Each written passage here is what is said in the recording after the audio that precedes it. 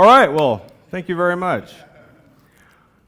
I got into Node Core. Actually, it was nice. Isaac approached me.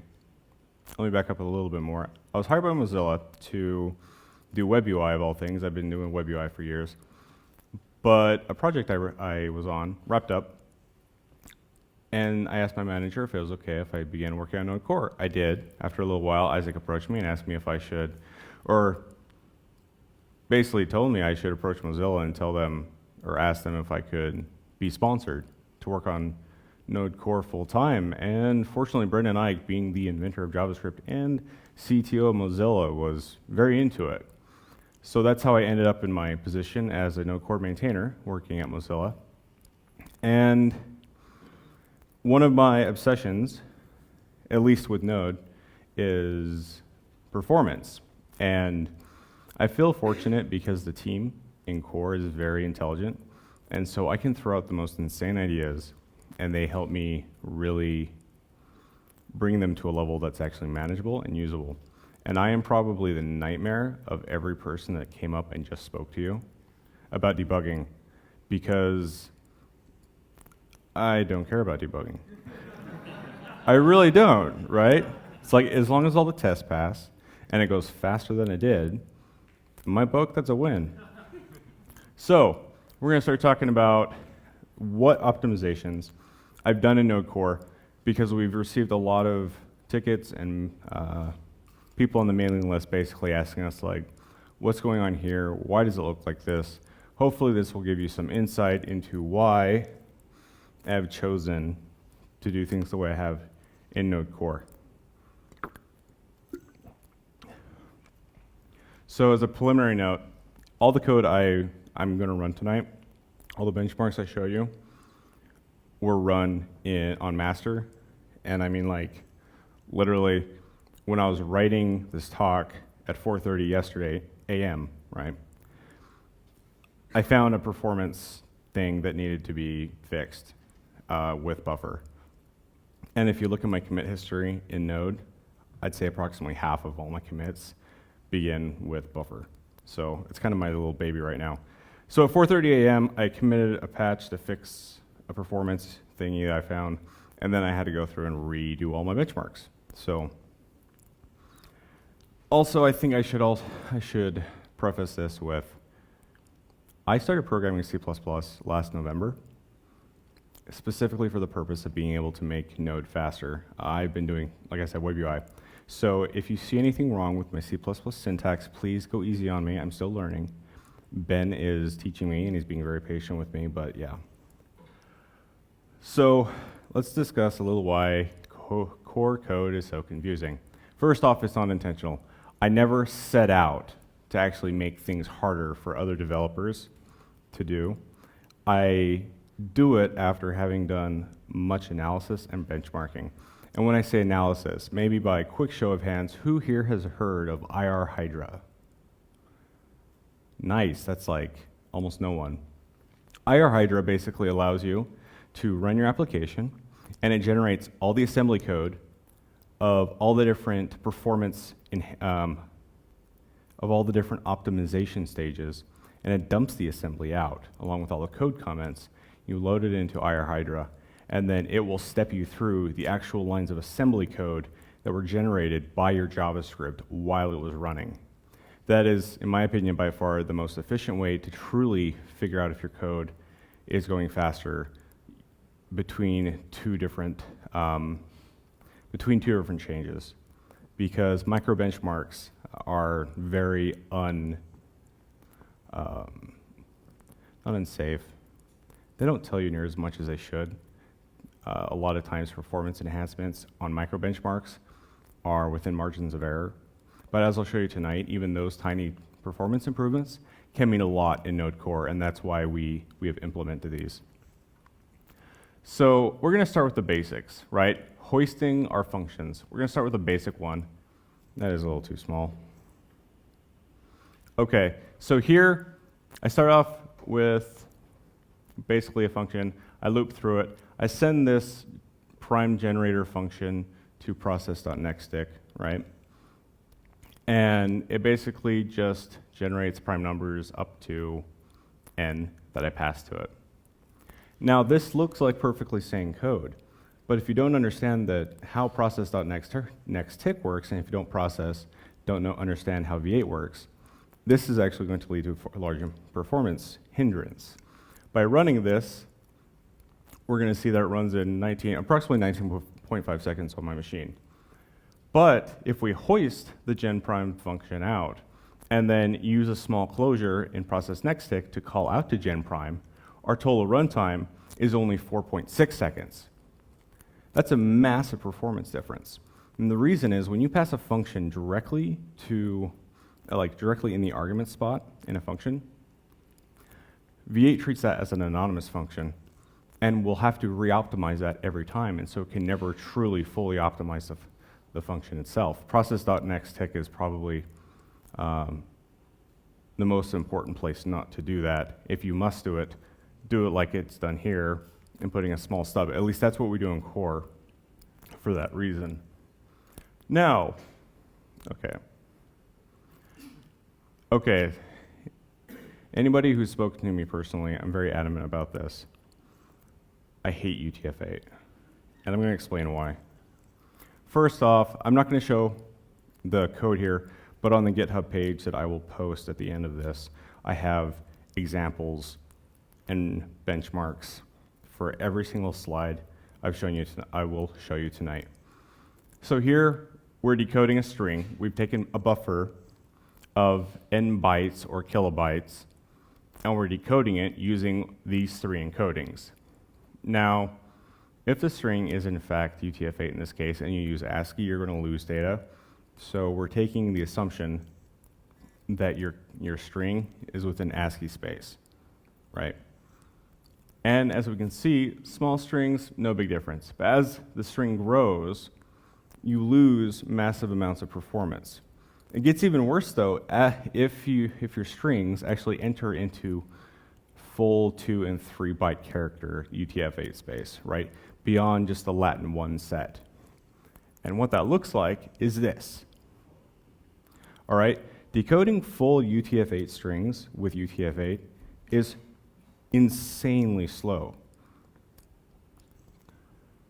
So, why parse UTF-8 in binary? There is, you might wonder why I'd show you this slide. It's like, well, if it's UTF-8, I don't have much option other than to parse it in UTF-8, but you do in some cases, and I'll show you a specific case that actually Max gave to me, wherever you're sitting. This is for you. So maybe you want to write out some JSON keys to, I don't know, level DB, right? But you know that your values are in UTF-8, and so you're reading it a massive JSON file into Node, and you need to parse it. And then you need to write out those keys into maybe different databases depending on whatever parameters you've set.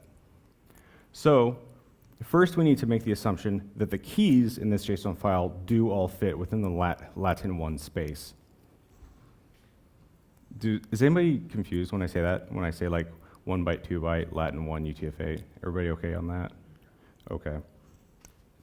So first we're going to set up the scenario by making a tiny little JSON with some UTF-8 characters, right?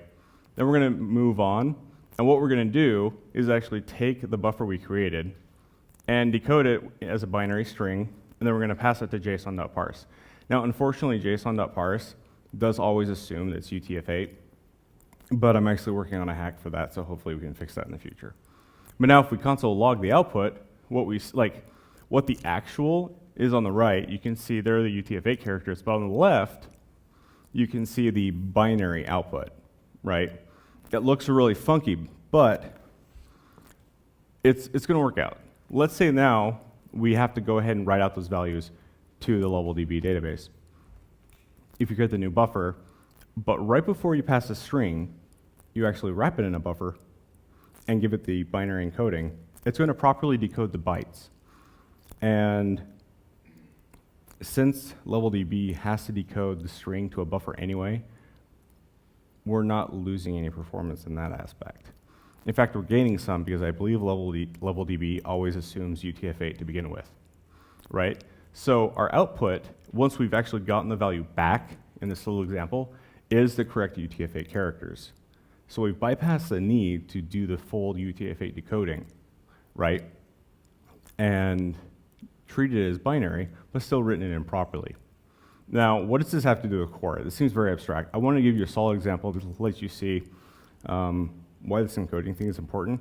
And one important way we use it is with HTTP headers. This is a recent change. Sorry, my mouth is very dry. We've decided to parse all HTTP headers as Latin 1 instead of forcing them into the ASCII space.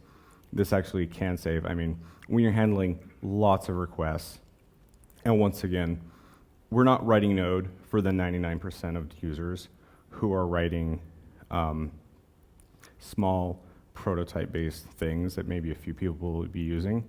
We write core, at least my hope is that we can make Node a proper, super solid enterprise application, right, that people can use with full confidence. All right, so when strings grow, we have, well, okay, so as you create larger and larger strings, you would believe that the creation time of those strings would at least be linear in size, maybe even slightly exponential, but maybe just a little bit, right? What actually happens is this. All right? On the left there is milliseconds of creation time of strings. And what happens right at that point is garbage collector freaks out, and I haven't been able to fully trace down the V8 code that causes this yet, but from my analysis I can see that the V8 garbage collector suddenly has to start reaping a lot more and spends a lot more time in garbage collection, which actually, so this number actually technically isn't the string creation time, it's the string creation time plus full impact on your application because of garbage collection. So we introduce this thing called externalized strings, which basically means we take externalized memory and we tell V8, point directly to it, and treat that external memory like a buffer, right? Something that lives outside the V8 heap. Treat that as a string. Let me hit on a small point. This is another reason why I hate UTF-8. You cannot treat UTF-8 as an externalized string. You always have to copy it into the V8 heap. So what happens to that graph when we use externalized strings?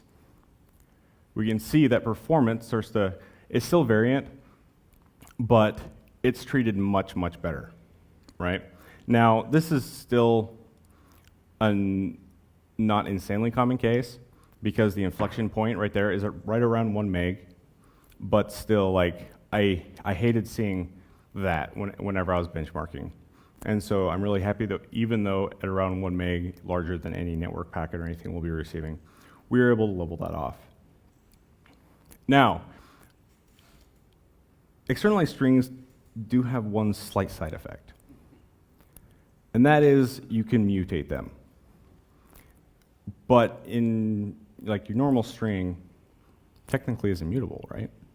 But you can mutate an externalized string. Here's a quick example of actually doing that. And so at the bottom there, you can't see it super well. I create a buffer, a very large buffer. I create a string from it. And I take a subset of that string that I've filled with the letter A, and then I use this native module that I have scripted at the top to fill it with the letter B, and then I output the string again. And my output has been a mutated string. Okay? So, a best practice tip, don't mutate your strings. It has insanely unknown consequences, especially, and I'm not even going to attempt to do this because it's not worth my time, but theoretically, you could spin up another thread with libuv and mutate your string at the same time that V8 is trying to access it to do like a regex, and that would just have insanely horrible consequences. And the reason I bring this up is simply because I know some developer out there is going to be digging into core code. He's going to realize that we're using externalized strings. He's going to realize he can use externalized strings. And then he's going to think, hey, I can mutate these strings. I bet I can use it in my application in some way. And then he's just going to confuse the community so badly using this weird and totally improper technique. All right, so setting object properties from C++. What could be so hard about it, right? You think that the V8 API was actually very efficient, but in fact, it's not so much, and it's more difficult than you think. This code is really tiny and hard to read, but here what I'm doing is I'm creating an object in C++, and then I'm setting 3 object properties on it, and I'm creating a new string every time. That's an implementation detail, don't need to worry about it. This one, basically the same thing, also has an implementation detail. It's a more optimized case, just keep that in mind. Here, I'm doing this stupid thing where I actually make an array of the properties I want to set, and then I send those up to JavaScript, and I pass to the new object I've created in C++, and I send that up to JavaScript, and I have JavaScript set the properties on the object. And then the final step is to say, screw it, I'm just going to have JavaScript set all the object. I'm going to have JavaScript create the object and set the object properties. So we're calling in a JavaScript for no other reason other than to create an object instead of just creating it with the C++ API. And a lot of people would think, oh, well, crossing the boundary from C++ into JavaScript is going to be super expensive and it's going to cost our application a ton.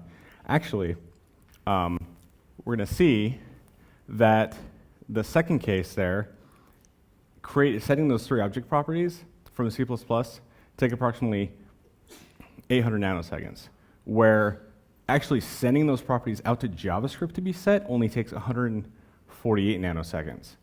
Now you might be saying, oh, well, I'm only saving like 650 nanoseconds, but remember, for every connection and request that you're doing, we're doing tons more underneath. And I'm talking on the level of hundreds and hundreds of thousands of operations per second, potentially in high I/O scenarios, right? So even in the most optimal C++ case, passing everything out to JavaScript is still 4.5 times faster. And so in Node Core, sometimes what we will do is actually create an array of properties and then throw those out to JavaScript. And so you might see random functions that seem like they do absolutely nothing and seem very out of place. They might be one of these types that we simply use as a performance enhancement. Okay, now another one, and this one is probably among one of the more confusing, right? Is accessing named properties versus index properties in C++. Because remember, we handle all of that low-level stuff for you, so you can write your applications in JavaScript and not have to worry about it.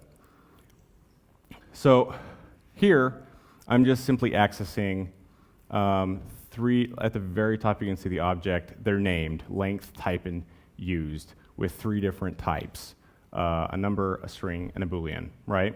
And I pass those in, and I access them using the most optimal method in C++. Now in this one, I actually pass in an object. Don't worry about the implementation detail of actually creating an indexed object instead of using an array. Implementation detail again.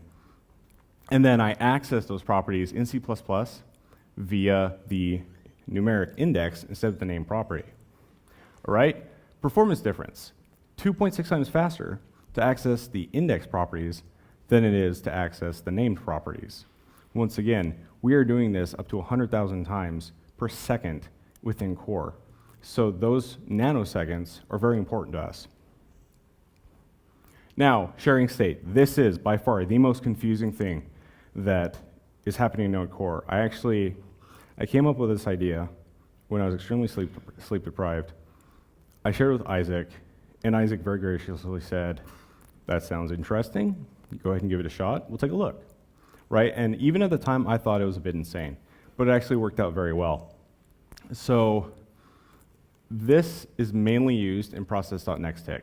So if anybody has jumped into source Node.js and looked at process.nextTick, they will see this really strange syntax that is shown right here, which you cannot see super well. Let me zoom in just a little bit so you can see the stuff at the top, right?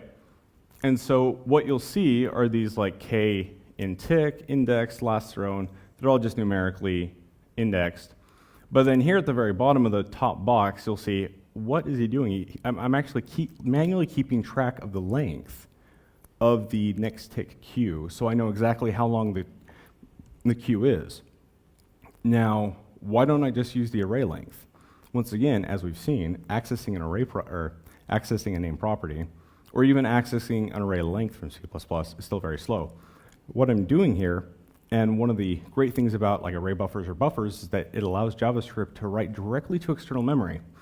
And then what I can do at the bottom here, which you can't see super well, is I can create a struct right around that memory and then read from it directly. And so as far as Node Core is concerned, I've now basically turned what was an expensive operation into a complete no-op, compared to the cost of using V8. And what happens is I can, from C++, check and see if any callbacks have been queued before I actually bother calling into the queue processor, into JavaScript. This is a change that happened, I think, 3 to 5 months ago, right? And so you would ask, well, how much does this actually save you, right? This is a fairly complex, fairly mind-bending example. So let's see exactly what it does save us. What we're going to do is run this benchmark. I actually created a custom build, removing the optimization, and then adding it back in. And I added a counter within process.nextTick to see how often, or the process.nextTick queue processor, right? It's called tick callback, to see how often it ran with and without the optimization.